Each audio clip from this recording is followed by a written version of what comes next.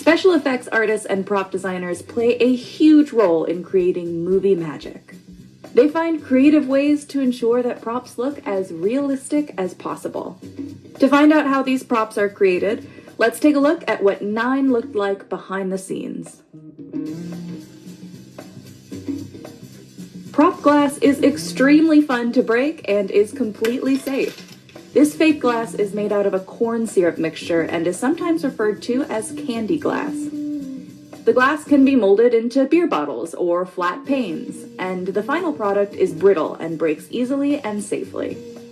However, this fake glass would still be uncomfortable to walk on barefoot, like Bruce Willis had to do in Die Hard. So, for scenes like that, glass shards made of rubber are used instead. Because there are strict rules for having real babies on set, fake babies are sometimes used instead in movies and TV shows. The babies are created by pouring silicone into a mold.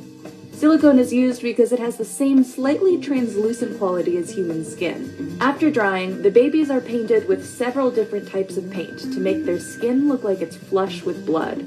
Then each hair on the baby's head is added one at a time. It takes about 3 weeks to complete just one fake baby.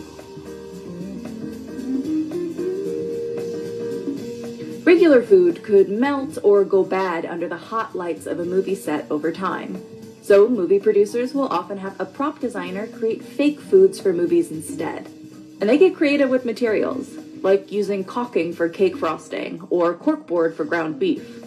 To make most food items, they first create a mold based on the real food and fill it with rubber or foam. After the prop has dried, it's sanded down and painted with details to look more realistic. On certain occasions, real food is simply covered in resin to help preserve it. Fake vomit comes in all different shapes, sizes, and textures.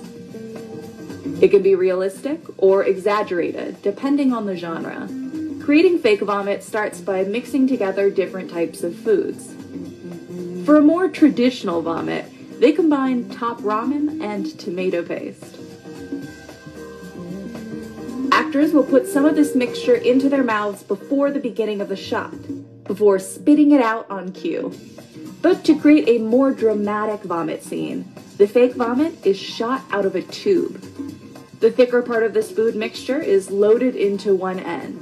The watery part is pumped into the tube as well, pushing out the solids and creating a vomit explosion. To create more exaggerated vomiting, small holes can be added to the end of the tubing to produce a larger spray.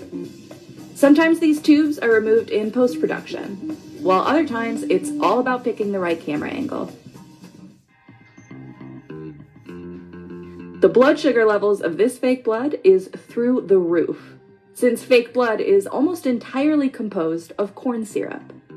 The only other ingredients are an opacifier to make the blood cloudier and food coloring. A little bit of blue food coloring is added to the red to darken it and add complexity to the mixture. The fake blood can then be shot out of a cannon if you need to simulate a headshot, or sprayed if the fake wound is the result of a slash. Rubber blood can also be used when filming needs to be stain-free. The easiest way to create a fake burn wound is with a simple temporary tattoo. They stay on all day and they're easy to apply, but they're not the most realistic. So for more complicated burn wounds, makeup artists will typically use Glotson bald cap plastic. This plastic can either be painted or burned to give it a singed appearance. The bald cap plastic is then applied to the skin with an adhesive and the edges are painted to blend in. For larger burn areas, sheets of silicone can be used. The silicone is molded, painted, and then applied directly onto the actor. Fake body parts are a necessary prop for many TV shows and movies, especially those that involve gore. These fake bodies are typically created by filling molds with polyfoam. Sometimes an actor will have to go through a life casting, which creates a perfect mold of their facial features. The polyfoam body parts are then layered with paint. The expert painters can replicate all manner of injuries, from shotgun wounds to frostbite. Whether you need a snowstorm, a huge gust of wind, or a rain shower, practical effects artists have you covered.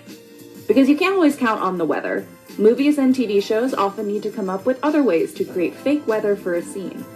Giant fans are used for wind, and piping rigs can produce realistic raindrops. To emulate light snow, small pieces of paper mache or plastic are blown through this machine.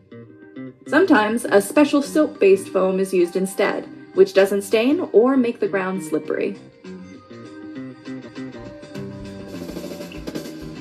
The hairs on fake beards and wigs are often threaded by hand, one at a time. This means that making a fake beard can sometimes take up to 6 days. To create these pieces, hairs are either punched into a prosthesis one at a time or are individually woven into a lace foundation. However, if time is of the essence, fake hair can also be applied directly to an actor's face with glue. Not only do hair artists need to consider how they're going to apply hair to an actor, but also what kind of hair they're going to use. Rough yak hair is good for beards, and finer Angora hair is used for eyebrows. What are some of your favorite movie props and practical effects?